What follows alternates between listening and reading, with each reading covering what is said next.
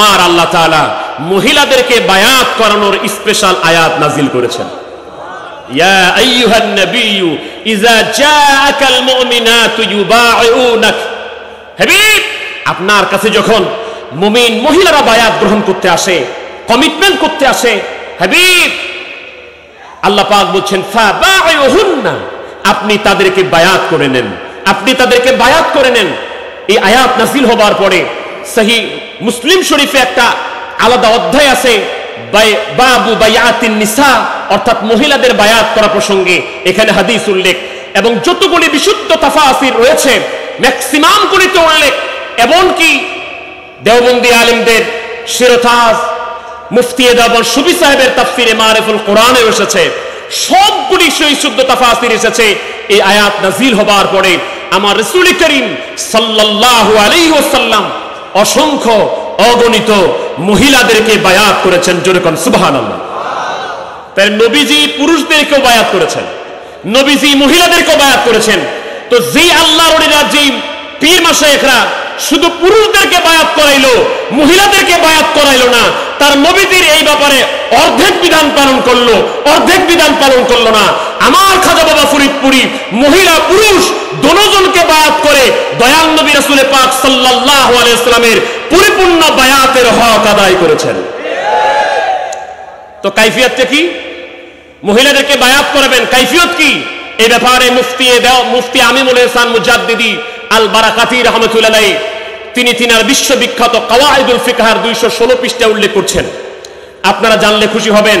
দেওবন্দি আলেম ভাইদের শিরতাজ মরহুম আশরাফ আলী থানভী সাহেব তার বেহেশতি জওড়ও তিনি উল্লেখ করেছেন।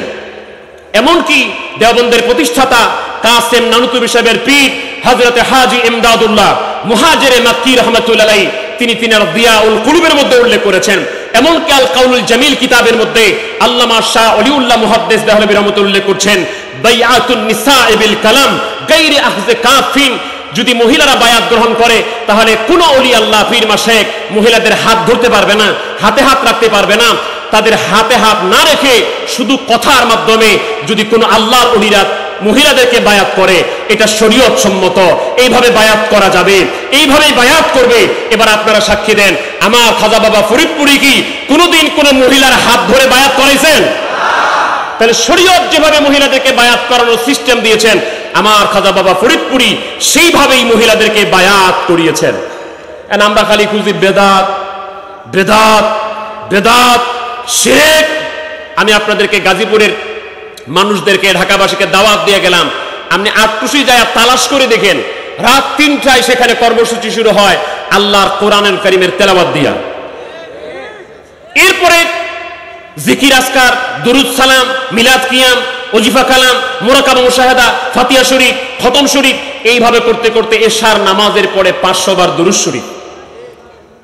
আপনি আমার সাথে যোগাযোগ করেন যে আটটুসির পীর খাজা বাবা ফরিদপুরি যে আমলগুলি শিক্ষা দিয়েছেন রাত 3টা থেকে শুরু করে পরবর্তী এশার নামাজের পরে 500 বার দুরুদ শরীফ পর্যন্ত আন্দাজি খালি করেন না, আমাকে আঙ্গুল দিয়ে দেখাই দিয়েন যে এইটা বেদাত।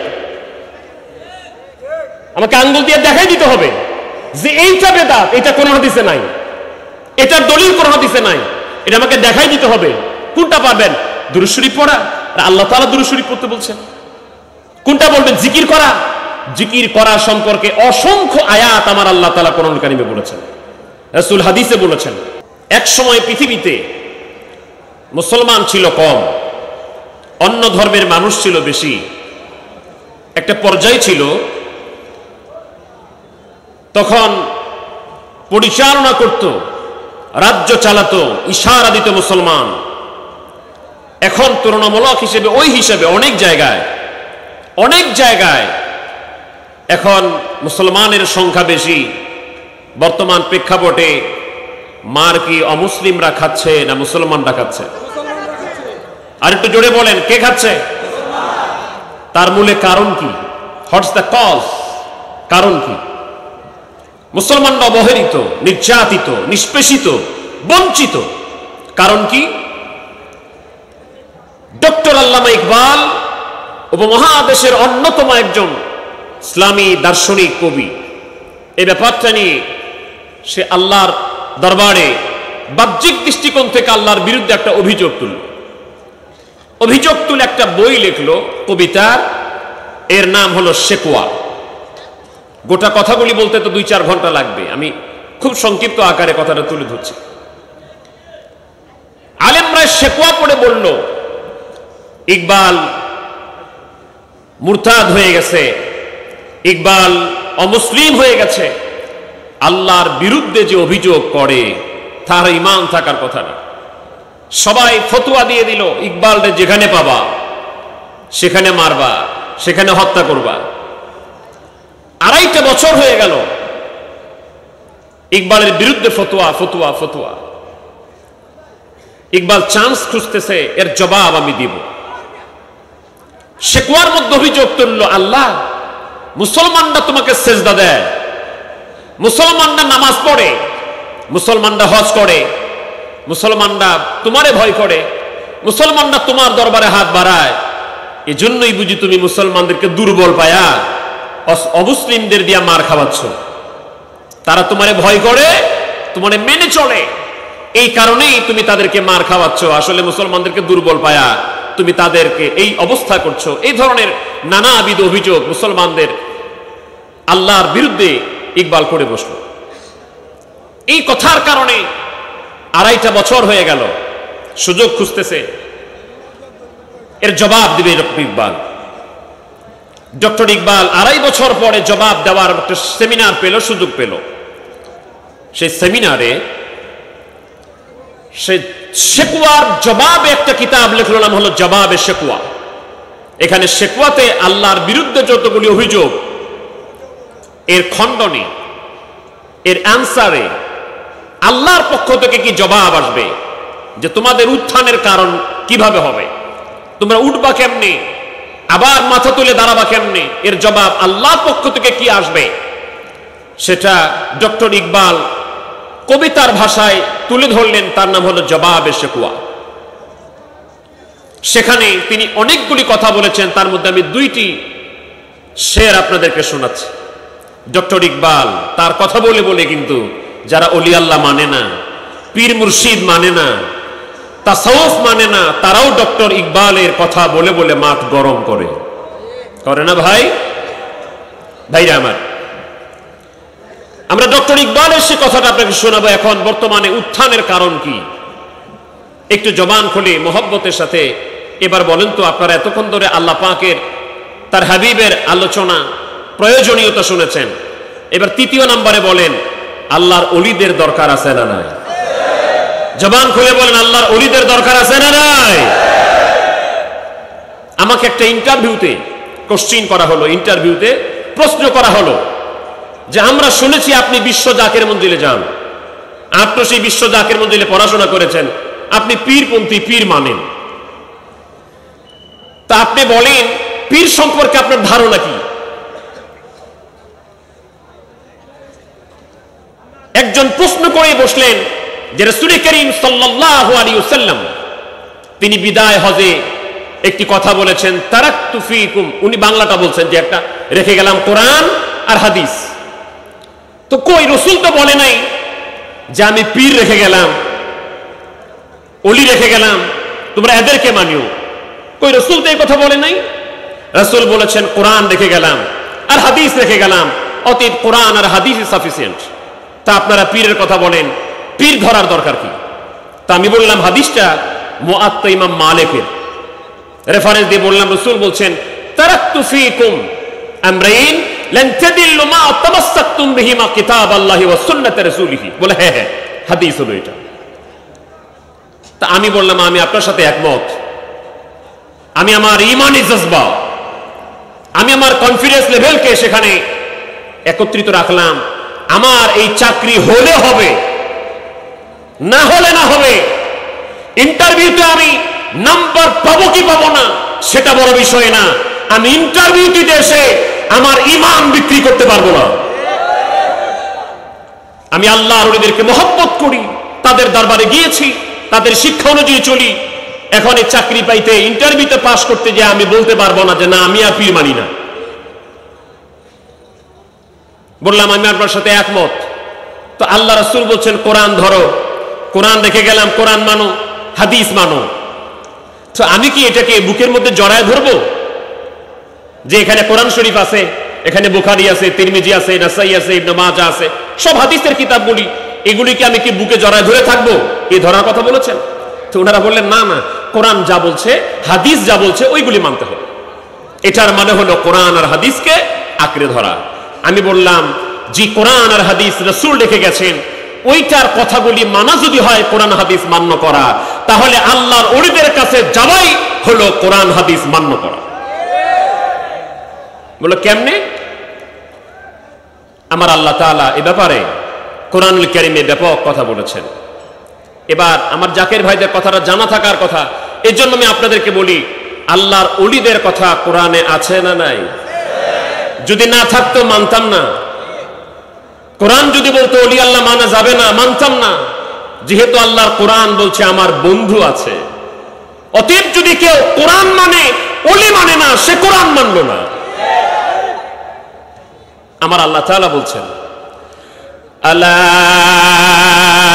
ইন্না আউলিয়া আল্লাহি লা খাউফুন আলাইহিম ওয়া লা হুম ইয়াহজানুন। ওলি এক বচন, আউলিয়া হচ্ছে বহু বচন। তো কেউ যদি কোরআন মানে, ওলি আউলিয়া মানা না মানে, তাহলে সে কি কোরআন মানলো? তাহলে কোরআন মানতে গেলে ওলি মানতে হবে। এবার হাদিস শরীফ, কেউ যদি বলে আমি সহিহ হাদিস মানি, ওলি আল্লাহ মানি না, আমি বলবো কেউ যদি বলেন আমি সহিহ হাদিস মানি, ওলি আল্লাহ মানি না, আমি বলবো আপনি সাইনবোর্ড লাগিয়েছেন সহিহ হাদিসের, আসলে আপনি হাদিসও মানেন না। খুব ভালো করে বুঝেন, কোরআনুল কারীমের পরে আসাহুল কুতুবি বা'দা কিতাবিল্লাহি তাআলা الجامع المسند الصحيح المختصر من امور رسول الله صلى الله عليه وسلم وسننه وايامه, যার মুখতাসার নাম হচ্ছে সহিহ বুখারী, এর 963 পৃষ্ঠায়, এবং মিশকাতুল মাসাবির 197 পৃষ্ঠায় আল্লাহ পাকের হাবিব বলছেন যে এই কথা শুধু আমার কথা না, এই কথা আমার আল্লাহ বলেছেন। সুবহানাল্লাহ। হাদিসটা হচ্ছে এটা আল্লাহর হাবিব যে হাদিসকে বলেন যে আল্লাহ বলেছেন, ওই হাদিসকে হাদিসের পরিভাষায়, শরঈ পরিভাষায় বলা হয় হাদিসে কুদসি।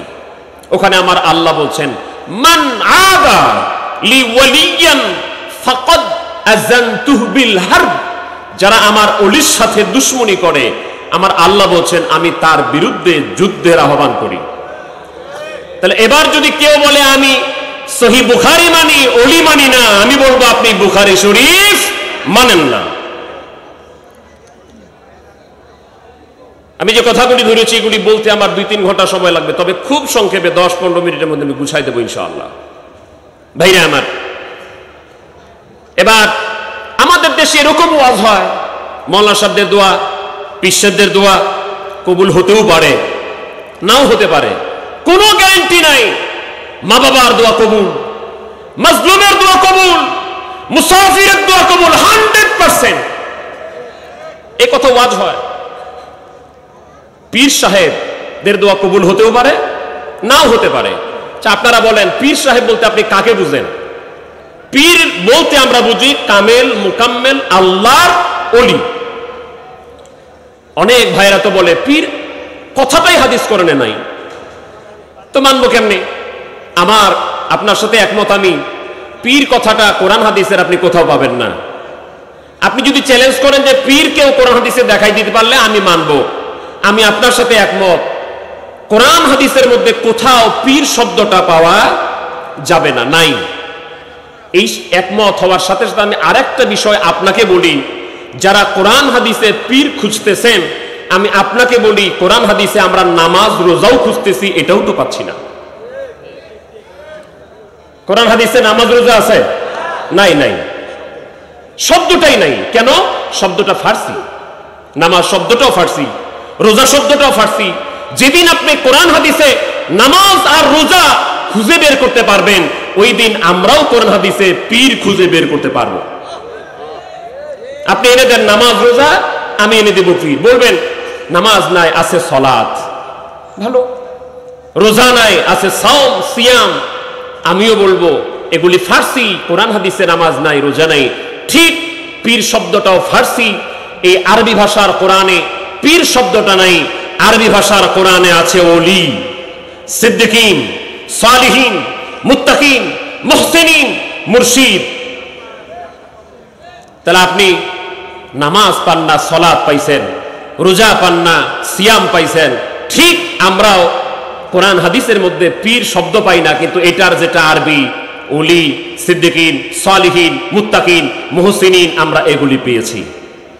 ভাইরা আমার, এই কথাটাকে ক্লিয়ার করবার জন্য বলি, উপমহাদেশে আমরা এই পীর শব্দটা ব্যবহার করি, যা আল্লাহর ওলি, কামেল মোকাম্মেল, যারা এদেশে ইসলাম এনেছেন, ইসলাম আমাদেরকে এনে দিয়েছেন, কোরআন এনেছেন।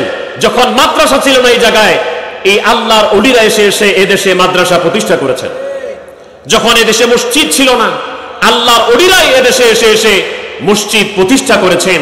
আপনি আজকে যে মাদ্রাসায় পড়ে আলেম হয়েছেন, আমি যে মাদ্রাসায় পড়ে আলেম হয়েছি, দেখবেন খুঁজা বাইর কইরা ওই মাদ্রাসা না হলে ওই মাদ্রাসার ওস্তাদরা যে মাদ্রাসায় পড়ছে, ওই মাদ্রাসাগুলি কোনো না কোনো একজন আল্লাহর ওলি বানিয়েছে, একজন আল্লাহর ওলি এগুলিকে প্রতিষ্ঠা করেছে। ভাইরা আমার, তাহলে পীর শব্দটা ফার্সি ভাষার, এটা পাওয়া যাবে না। ওলি পাওয়া যাবে, মুর্শিদ পাওয়া যাবে, মুত্তাকিন পাওয়া যাবে, মুহসিনিন পাওয়া যাবে। এবার ভালো করে খোঁজেন, এই বাংলাদেশ উপমহাদেশে, আমি কারো বিরুদ্ধে চড়ানোর জন্য না, সঠিক তথ্য দেওয়ার জন্য বলছি, বাংলাদেশে যারাই এখন ইসলাম চর্চা করে, ইসলামের দাওয়াতের কথা বলে, সেটা কওমি ঘরানা হোক, আলিয়া ঘরানা হোক, তাবলিগ জামাত হোক, সারসিনা হোক, ফুরফুরা হোক, আপনি খুঁজে দেখবেন সবাই পীর মুর্শিদ এরা স্বীকার করে, সবাই পীরের মুরিদ হয়েছে। আমি তথ্য দেওয়ার জন্য বলছি, খালি এমনি না, আপনি সঠিকভাবে তথ্য নিয়ে দেখেন, তাবলিগ জামাত যেই ভাইয়েরা করেন আপনারা। আমি তথ্য দেওয়ার জন্য বলছি, তাবলিগ জামাত যিনি প্রতিষ্ঠা করলেন, ইলিয়াস নাওয়াতি সাহেব, তিনি 2.5 জন পীরের কাছে মুরিদ হয়েছেন। কয়জন? 2.5 জন। একজন হলেন খলিল আহমেদ আম্বেটুবি সাহেব, আরেকজন হলেন রশিদ আহমদ গাঙ্গুই সাহেব। আর কেউ বলছেন যে তিনি আশরাফ আলী থানভী সাহেবের কাছে মুরিদ হয়েছেন, কেউ বলেছেন মুরিদ হন নাই। এই জন্য আমি ওইটাকে অর্ধেক রাখছি। আমি কিন্তু তথ্য দিচ্ছি। এখন তাবলিগ জামাতের ভাইদের বোঝা উচিত, আমাদের প্রতিষ্ঠাতা যদি পীরের কাছে মুরিদ হইতে পারে, আর এখন যদি আমরা পীরের বিরুদ্ধাচরণ করি, তাহলে তো আটটুসির বিরোধিতা করা হয় না, এরপরের বিরোধিতা করা হয় না, সারসিনার বিরোধিতা করা হয় না, নিজের বিরোধিতা করা হয়। এই জন্য আমরা যেন ভুল তথ্য মানুষকে না দিই। সারসিনা দরবার শরীফে পীর মুরিদি আছে না নাই? চরমনাইতে ওই ভাইরাও তো দাবি করে, ওনারাও, চরমনাই যিনি প্রতিষ্ঠাতা তাকেও বলেন পীর সাহেব। ফুরফুরাতে আছে না নাই? জোনপুরে আছে না নাই? সব জায়গায় আছে। ভাইরা আমার, এই সিলসিলাকে বলা হয় পীরে কামেল, আল্লাহর ওলি। এই পীরে কামেলদেরকে আমরা বলি আল্লাহর ওলি। তো আল্লাহর ওলিদের দোয়া কবুল হয় কিনা, আল্লাহ পাক হাদিসে কুদসির মধ্যে বুখারী শরীফের 963 পৃষ্ঠার মধ্যে বলছেন, ওয়া ইন সালানি লা উতিয়ান্নাহু লাম তাকিদ, ওয়া নুন তাকিদ দিয়ে আমার আল্লাহ নিজে হাদিসে কুদসির মধ্যে বলছেন, আমার ওলিরা যা আমার কাছে চায়, আমার ওলিরা যদি আমার কাছে কিছু চায়, নিশ্চয়ই আমার ওলিরা কিছু চাইলে অবশ্যই আমি আল্লাহ তাদেরকে দান করে দেই। বিশ্ব জাকের মঞ্জিলে গেলে আমাদের দোয়া কবুল হয় কি হয় না? আর একটু জোরে বলেন, হয় কি হয় না? কেন হয়? অনেকগুলি কারণ, ডিটেইল অন্যদিন সময় পেলে বলবো। একটি কারণ হলো আমার পীর কেবলা জান হুজুর আমাদের জন্য আল্লাহর দরবারে হাত বাড়ায় রাখতেন। দ্বিতীয়ত হলো আমরা আল্লাহর ওলির কদমে যায়া আল্লাহর ওলিকে উসিলা করে আল্লাহর দরবারে হাত বাড়ায় রাখি। এখন যদি বলেন ওসিলা মানি না, ওসিলা আবার কি? মুফতি মাওলানা আবু নাসের জিহাদি সাহেব ওসিলা প্রসঙ্গে অনেক দীর্ঘ কথা বলেছেন।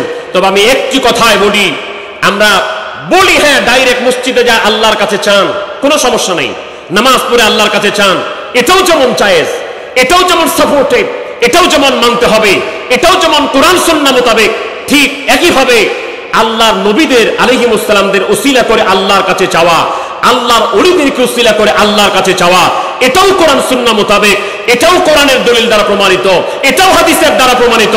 অতএব খালি আমরা একটা চাই না, আমরা অর্ধেক চাই না, আমরা মানি, জানি, পালন করি, চাই পুরাপুরি ইসলাম। ঠিক কিনা? পুরাপুরি ইসলাম আমরা চাই। যে আল্লাহর ওলিদেরকে আল্লাহ পাক সিলসিলা মোতাবেক আমাদের কাছে পাঠিয়েছেন। আমরা বড় ভাগ্যবান। আমি একটা সিলসিলার নাম বলছি, 1 থেকে 1.5 মিনিটে আমি আমাদের পরিচয়টা দিয়ে দিচ্ছি। বিশ্ব জাকির মঞ্জিল আটরশি দরবার শরীফ কি? বিশ্ব জাকির মঞ্জিলের প্রতিষ্ঠাতা বিশ্ব ওলি খাজা বাবা ফরিদপুরি কুদ্দুসা সিরহুল আজিজের গোড়া হলো মদিনাতুল মুনাওয়ারায়, গোড়া হলো দয়াল নবী রাসূল পাক সাল্লাল্লাহু আলাইহি সাল্লাম। 35 নম্বরে আমার পীর বিশ্ব ওলি খাজা বাবা ফরিদপুরি অর্থাৎ দয়াল নবী রাসূল পাক সাল্লাল্লাহু আলাইহি ওয়াসাল্লামের খলিফা এবং যিনি প্রধান খলিফা তিনি হচ্ছেন হযরতে আবু বকর সিদ্দিক রাদিয়াল্লাহু তাআলা। তিনার এই সিলসিলার খলিফা হলেন হযরতে সালমান ফারসি রাদিয়াল্লাহু তাআলা। তিনার খলিফা হলেন হযরতে ইমাম কাসিম ইবনে মুহাম্মদ রাদিয়াল্লাহু তাআলা। তিনার খলিফা হলেন হযরতে ইমাম জাফর সাদিক রাহমাতুল্লাহ আলাইহি। তিনার খলিফা হলেন হযরতে বাইজিদ বুস্তামি কুদ্দুসা সিরহুল আজিজ। তিনার খলিফা হলেন হযরতে আবুল হাসান খারকানি রাহমাতুল্লাহ। তিনার খলিফা হলেন হযরত আবু আলী ফারমুদি তুসি রাহমাতুল্লাহ। তিনার খলিফা খাজা আবু ইয়াকুব ইউসুফ হামদানি রাহমাতুল্লাহ। তিনার খলিফা খাজা আব্দুল খালেক আজদরানি রাহমাতুল্লাহ। তিনার খলিফা খাজা মাওলানা আরিফ রৌগিরি রাহমাতুল্লাহ। তিনার খলিফা খাজা মাহমুদ আনজির রাহমাতুল্লাহ। তিনার খলিফা খাজা আজিজান আলী রমায়তানি রাহমাতুল্লাহ। তিনার খলিফা হযরতে খাজা বাবা মোহাম্মদ সাম্মাসি রাহমাতুল্লাহ। তিনার খলিফা শাহ আমির সৈয়দ কালাল রাহমাতুল্লাহ। তিনার খলিফা শামসুল আরিফিন হযরত খাজা বাহুদ্দিন নকশবন্দি বুখারী রাহমাতুল্লাহ। তিনার খলিফা হযরত আলাউদ্দিন আত্তার রাহমাতুল্লাহ। তিনার খলিফা হযরত মাওলানা ইয়াকুব চরখি রাহমাতুল্লাহ। তিনার খলিফা হযরত খাজা ওবাইদুল্লাহ আহরার রাহমাতুল্লাহ। তিনার খলিফা হযরত শাহ সুফি জাহিদ ওয়ালি রাহমাতুল্লাহ। তিনার খলিফা শাহ দরবেশ মোহাম্মদ রাহমাতুল্লাহ। তিনার খলিফা মাওলানা শাহ সুফি খাজিগি এম কাঙ্গি রাহমাতুল্লাহ। তিনার খলিফা হযরত খাজা মোহাম্মদ বাকি বিল্লাহ রাহমাতুল্লাহ। তিনার খলিফা ইমাম রাব্বানি কাইয়্যিমে জামানি মাহবুবে সুবহানি হযরত মুজাদ্দিদ আল ফিসানি রাহমাতুল্লাহ। তিনার খলিফা হযরত আদম বিন নুরি রাহমাতুল্লাহ। তিনার খলিফা হযরত আব্দুল্লাহ আকবরাবাদী রাহমাতুল্লাহ। তিনার খলিফা হযরত শাহ আব্দুর রহিম মুহাদ্দিস দেহলভী রাহমাতুল্লাহ। তিনার খলিফা শাহ ওলিউল্লাহ মুহাদ্দিস দেহলভী রাহমাতুল্লাহ। তিনার খলিফা হযরত শাহ আব্দুল আজিজ মুহাদ্দিস দেহলভী রাহমাতুল্লাহ। তিনার খলিফা সৈয়দ আহমদ বেরলভী রাহমাতুল্লাহ। তিনার খলিফা নূর মোহাম্মদ নিজামপুরি রাহমাতুল্লাহ। তিনার খলিফা হযরত রাসূলুল্লাহ ফতিহ আলী ওয়াইসি রাহমাতুল্লাহ। তিনার খলিফা শাহ সুফি সৈয়দ ওয়াজিদ আলী রাহমাতুল্লাহ। তিনার খলিফা খাজাইন রহমত খাজা এনায়েতপুরি কুদ্দুসা সিরহুল আজিজ। তিনার খলিফা আমার পীর বিশ্ব ওলি খাজা বাবা ফরিদপুরি।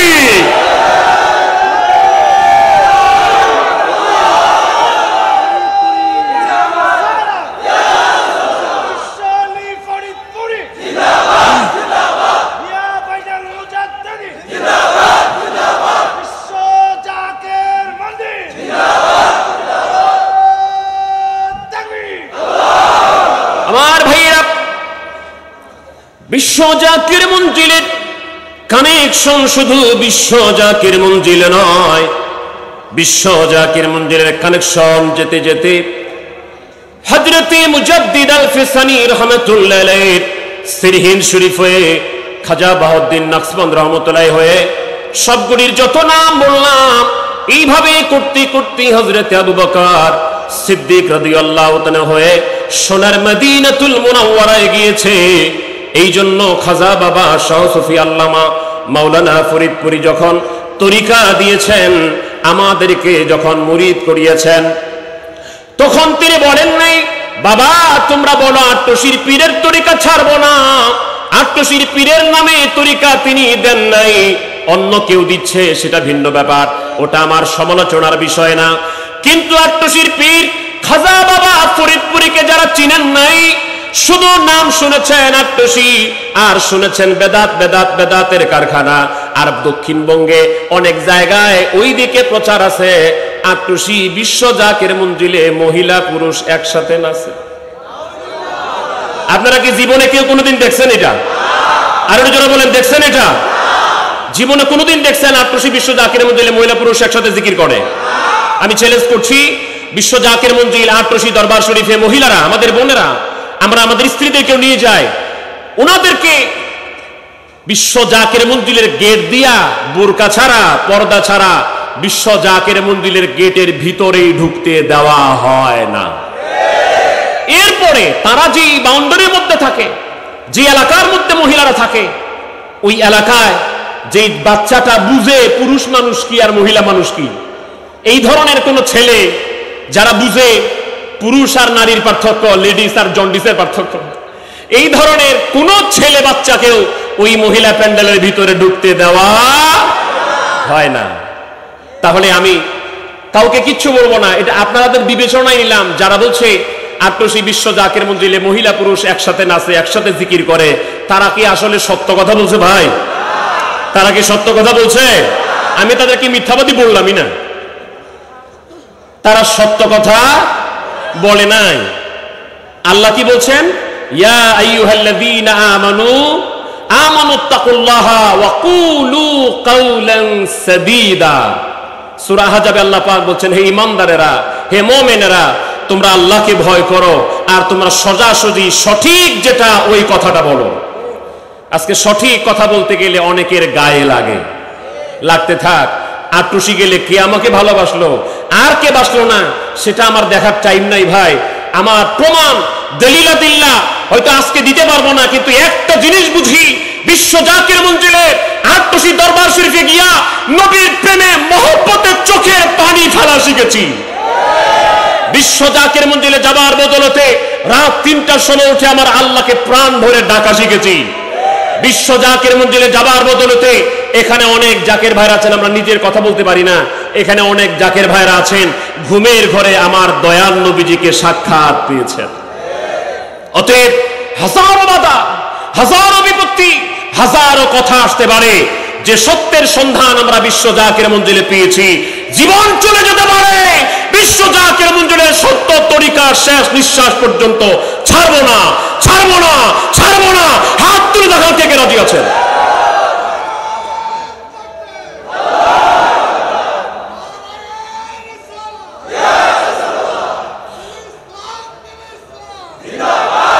আমার গাজীপুরের ভাইরা অনেক জাকির ভাই আছেন, আমি আপনাদের বিবেকের জন্য বলি, এক সময় বিশ্ব জাকির মঞ্জিলে গিয়েছেন, আট্টুসি দরবার শরীফে গিয়েছেন, খাজা বাবা ফরিদপুরীর কাছে মুরিদ হয়েছেন, হয়তো অনেক সময় বিপদে পড়ে গেছেন, অভাবের তাড়নায় গিয়েছেন, সন্তান হয় না, আল্লাহ যেন সন্তান দেয় আল্লাহর ওলির উসিলায়, এই জন্য গিয়েছেন, অভাবের তাড়নায় গিয়েছেন, পেটের ব্যথা ভালো হয় না, আল্লাহর ওলির দরবারে গিয়েছেন, রাসূল পাক সাল্লাল্লাহু আলাইহি ওয়াসাল্লাম আর একজন নায়েব খাজা বাবা ফরিদপুরীর উসিলায় আমার আল্লাহ ভালো করেছেন। করেন নাই ভাই? তো মানুষ কি এমনি আট্টুসি যায়? এমনি যায়? আচ্ছা, এইসব নামার পরে খাজা বাবা ফরিদপুরে আমাদেরকে তরিকা দিয়েছেন। ওই যে বলছিলাম, খাজা বাবা কি নিজের নামে তরিকা দিয়েছেন?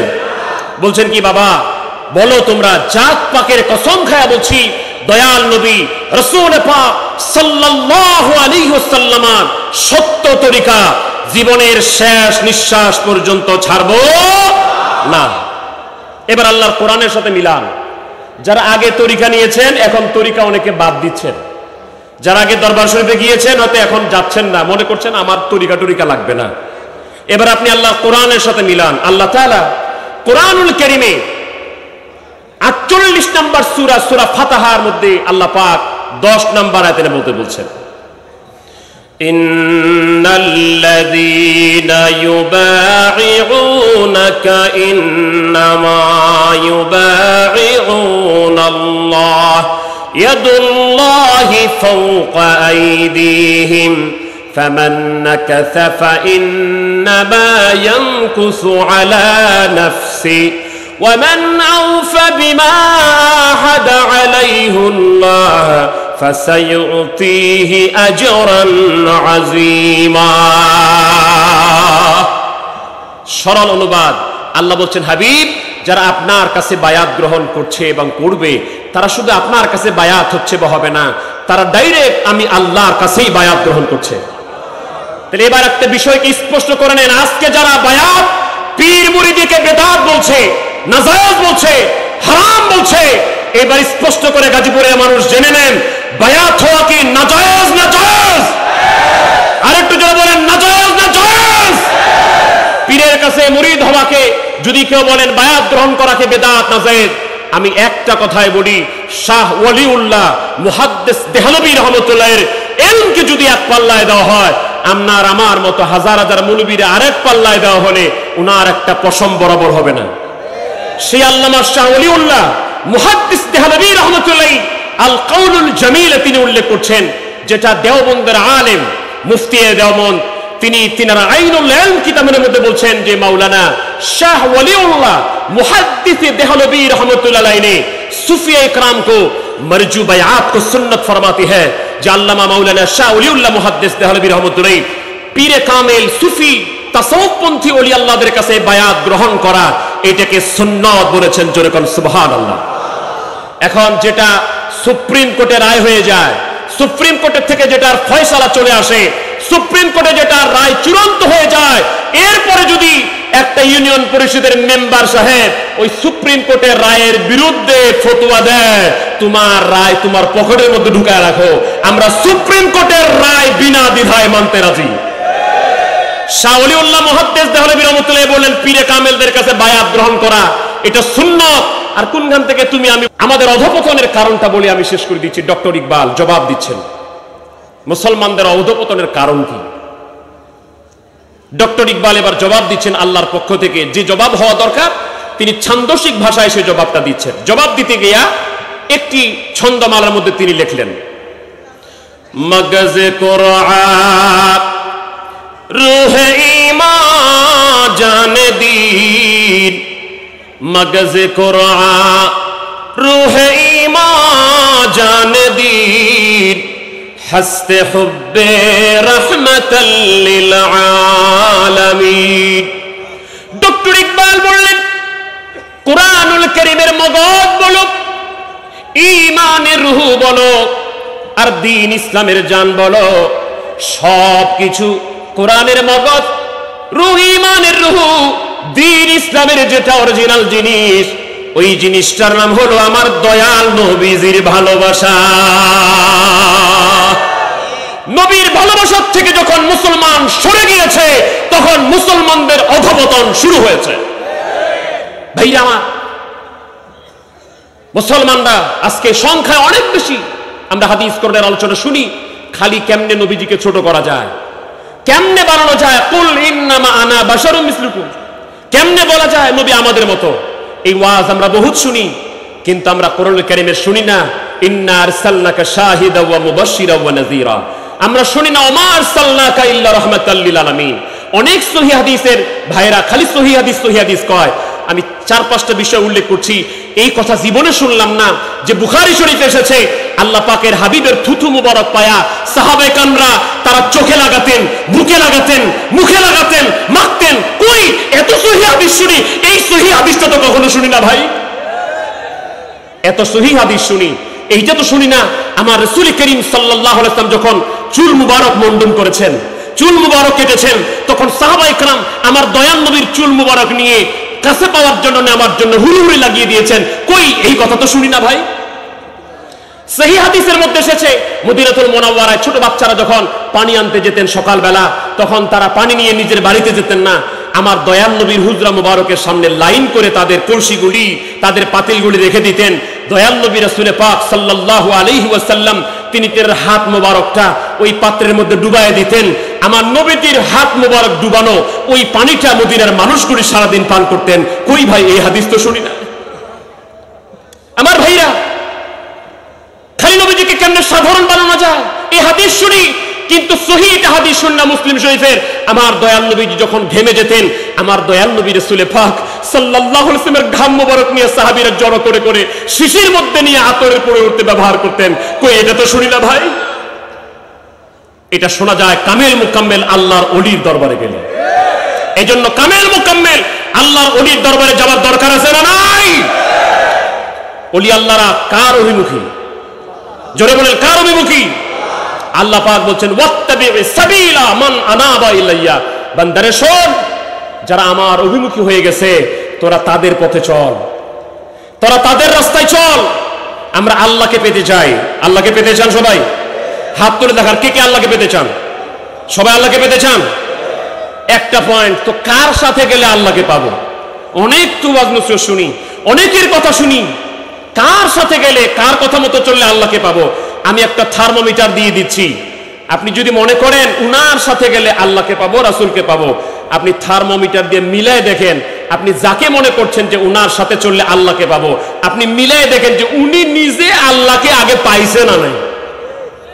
আপনি যাকে মনে করছেন তার সাথে চললে আল্লাহকে পাবো, আপনি হিসাব মিলায় দেখেন উনি নিজে আল্লাহকে পাইছে না নাই। উনি যদি নিজে না পায়, আপনাকে কোনোদিন আল্লাহ পর্যন্ত পৌঁছাইতে পারবে। তাহলে আল্লাহকে রাজি খুশি করেছেন আল্লাহর ওলিরা, অতএব আল্লাহর ওলিদের পথে চললেই আমার আল্লাহকে পাওয়া যায়। এই জন্য আল্লাহর ওলিদের মত পথ, তাদের শিখানো রাস্তা দরকার আছে, আছে না নাই? ডক্টর ইকবালের দ্বিতীয় কথাটা যে আজকে মুসলমানদের অবতপদের কারণ কি? এক নাম্বার হলো নবীর মহব্বত, এটা হলো ঈমান, এটা হলো কোরআন, এটা হলো দ্বীন, সব আছে, নামাজ আছে, রোজা আছে, টুপি আছে, দাড়ি আছে, এগুলি সুন্নত, আমরা এগুলিকে রেসপেক্ট করি, আমরা সম্মান করি, কিন্তু এগুলি বাহ্যিক সব আছে। নবীর মহব্বতের কথা বললে অনেকের চেহারা কালো হয়ে যায়। দ্বিতীয় কথা, শেষ কথা, ডক্টর ইকবাল বলছেন তোমাদের মাইর খাওয়ার কারণ কি? আল্লাহ জবাব দিচ্ছেন কবির ভাষায়, কি মুহাম্মদ সে वफा तूने तो हम तेरे हैं, ये जहां चीज है किया लौह व कलम तेरे हैं। ডক্টর ইকবাল বলছি আমার আল্লাহ তোমাদেরকে জবাব দিয়ে জানিয়ে দিচ্ছেন, হে দুনিয়ার মুসলমানেরা, তোমরা যদি রাজ্য ফিরে পেতে চাও, তোমরা যদি কর্তৃত্ব পেতে চাও, তাহলে একটা রাস্তা দেখায় দিলাম, তোমরা আমার নবীকে ওয়াফা করো, নবীর সব শর্তগুলি পূরণ করো, নবীজির জন্য ফানা হয়ে যাও। তোমরা যদি আমার নবীর জন্য ফানা হতে পারো, নবীজির শর্তগুলি পূরণ করতে পারো, এই দুনিয়া শুধু না রে, আরশ কুরসি লৌহ কলম আমি আল্লাহ তোমাদেরকে দান করে দিব। আমরা সেই মত পথ চেতে চাই কি চাই না? তাই সেই নবীর সত্য তরিকা, যে কামেল মোকাম্মেল আল্লাহর ওলিরা আমাদেরকে দান করেছেন, দিয়েছেন, আমরা জীবন যেতে পারে সে ওলি আল্লাহর কদম ছাড়তে। তার শীর্ষে আমার পীর খাজা বাবা ফরিদপুরি, সেখানে সন্ধান পেয়েছি, আপনাদেরকে দাওয়াত দিচ্ছি। আগামী 2025 সালে মহাপবিত্র বিশ্ব ওরস শরীফের সাধারণত এটি ফেব্রুয়ারি মাসের মাঝামাঝি সময়ে, ফাল্গুন মাসের প্রথম দিকে অনুষ্ঠিত হয়। এক্সাক্ট নির্দিষ্ট সুনির্দিষ্ট তারিখ, কেবলাজান হুজুরের জায়গায় যিনি বসা, কেবলাজান হুজুরের স্থলাভিষিক্ত যিনি, কেবলাজান হুজুর যাকে এই তরিকার দায়িত্ব দিয়েছেন, কেবলাজান হুজুর তার মুরিদ সন্তানদেরকে দেখাশোনার দায়িত্ব যাকে দিয়েছেন, তিনি হচ্ছেন আমাদের পরম শ্রদ্ধেয় খাজা আলহাজ মিয়া ভাইজান মুজাদ্দিদি সাহেব। অতএব তরিকা মানতে গেলে মিয়া ভাইজানের কোনো বিকল্প নাই। বিশ্ব জাকের মঞ্জিলে আমার পীর কেবলাজান হুজুরের মুরিদ যদি মানতে হয়, তাহলে মোহাম্মদ মিয়া ভাইজান মুজাদ্দিদির বিকল্প আর কিছু নাই। অতএব মোহাম্মদ মিয়া ভাইজান মুজাদ্দিদি যেই তারিখ ঘোষণা দিবেন মহাপবিত্র বিশ্ব ওরস শরীফের, সে ওরস শরীফের নির্দিষ্ট তারিখ আপনাদেরকে জানিয়ে দেওয়া হবে। আমরা আজকে অনুরোধের সুরে এখানে যত জাকেরান ভাই বোনেরা আছেন, আমরা আপনাদেরকে দায়িত্ব অর্পণ করছি। আপনারা যেমন মহাপবিত্র বিশ্ব ওরস শরীফের দাওয়াত পেয়েছেন, এরপরে দায়িত্ব হলো আপনার, আপনি আপনার মহল্লায়, আপনার গ্রামে, বাড়ি বাড়ি, পরিচিত অপরিচিত জন সবার কাছে মহাপবিত্র বিশ্ব ওরস শরীফের দাওয়াত পৌঁছায় দিতে হবে। পারবেন আপনারা? জাকের ভাই হাত তুলে দেখান, পারবেন? দাওয়াত দিবেন?